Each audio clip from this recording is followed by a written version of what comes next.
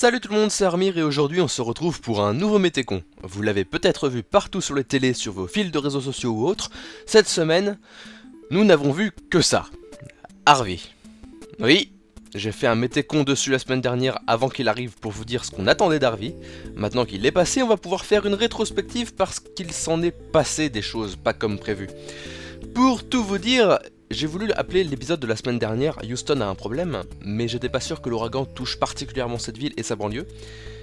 Et comme vous pouvez le déduire aisément, j'ai choisi ce titre pour ce Métécon car Houston a particulièrement été touché par l'ouragan Harvey, et c'est ce que nous allons voir tout de suite. Je vous ai laissé jeudi dernier avec un Harvey en plein milieu du golfe du Mexique, en train de ralentir sa progression et de prendre de la puissance.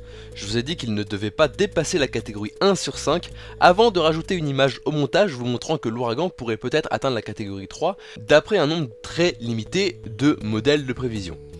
Il s'avère qu'Harvey est resté un peu plus longtemps dans le golfe du Mexique que prévu, et a atteint la catégorie 4 juste avant de toucher les côtes texanes avec des vents maximum de 215 km/h relevés. Donc quand je vous ai dit la semaine dernière que les dégâts liés au vent risquaient d'être minimes, c'est en omettant la possibilité que l'ouragan puisse se renforcer à cette vitesse et que la majeure partie des habitations des ricains sont en bois, parce que c'est pas cher. Et nous les Français, nous savons qu'il ne faut pas construire de maisons en bois depuis nos 3 ans, car c'est une partie de la morale de l'histoire des 3 petits cochons, que les USA n'ont pas l'air de connaître visiblement.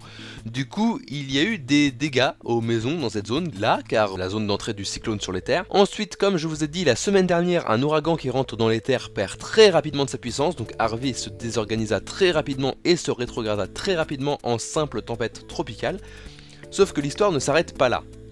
Comme je vous ai dit la semaine dernière, et comme prévu par les modèles de prévision météo, la tempête tropicale s'est figée sur place, bloquée par les hautes pressions du centre des États-Unis. Harvey est donc resté sur place pendant plusieurs jours, déversant toute sa pluie dans une zone très restreinte. Pour vous donner une idée de l'intensité de la pluie, vous vous êtes probablement retrouvé sous un orage en été. Imaginez maintenant des zones avec 3 jours de pluie d'intensité orageuse, non-stop, au même endroit. C'est à peu près ce qui s'est passé un peu plus au nord du point de rentrée du cyclone au Texas. Et qu'est-ce qui est un peu plus au nord que ce point d'entrée? L'agglomération de Houston et ses 6 millions d'habitants. Il a plu dans ces endroits plus de 500 mm en général, et il a plu localement plus du double, c'est-à-dire 1000 mm, soit un an de pluie en moins d'une semaine.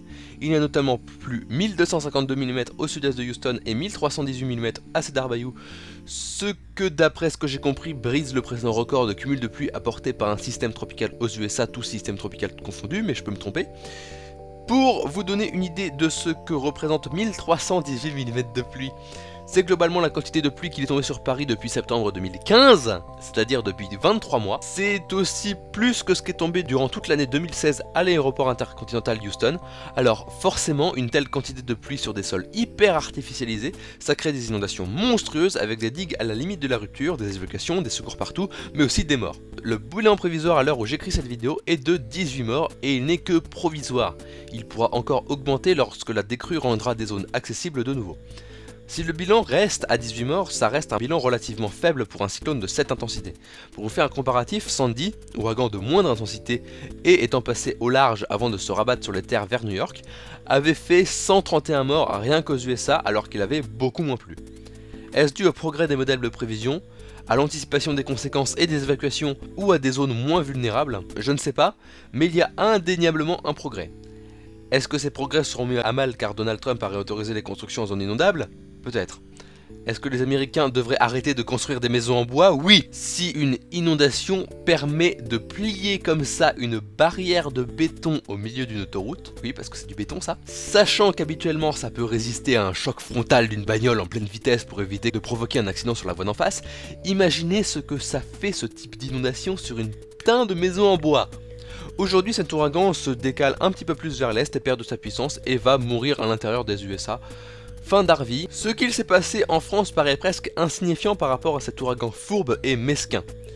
Nous avons eu une petite vague de chaleur assez chiante mais pas très longue, et pas très marquante, mis à part chez moi où il a fait bien chaud, l'un des endroits les plus chauds de France, alors que je vis dans une chambre sous les combles mal isolés, et que ça fait exactement la même chose qu'une voiture en plein soleil, elle chauffe à plus de 1000 degrés.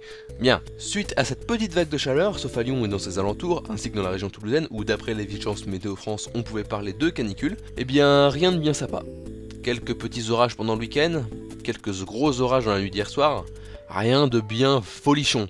Alors que par rapport à avant-hier on a perdu 12 000 degrés et il pourrait limite neiger en pleine demain, c'est faux. Mais il semblerait que l'été se soit violemment arrêté plus ou moins au même moment que la rentrée scolaire. Dans les prochains jours, les températures peinera à dépasser les 25 degrés à l'ombre, sauf sur le pourtour méditerranéen où pourra atteindre 30 degrés grand maximum localement dans la semaine. Question de pluie, il y en aura mais assez peu, à part demain dans le nord et samedi dans le nord-est. Pas grand chose à signaler vis-à-vis de ça. La température moyenne du mois d'août sera donc comprise entre 1 et 2 degrés au-dessus des normales de saison, comme je vous l'ai dit dans le dernier Métécon, et septembre va probablement commencer en dessous des normales de saison.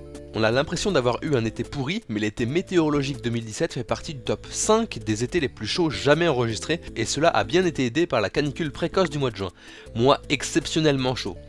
Et oui, juin ne fait pas partie de l'été du calendrier, mais fait partie de l'été météorologique qui commence le 1er juin et qui se terminera aujourd'hui le 31 août. Bien, et bien c'est tout pour ce Métécon. Bonne rentrée à ceux qui sont déjà rentrés, bonne fin de vacances à ceux qui vont rentrer.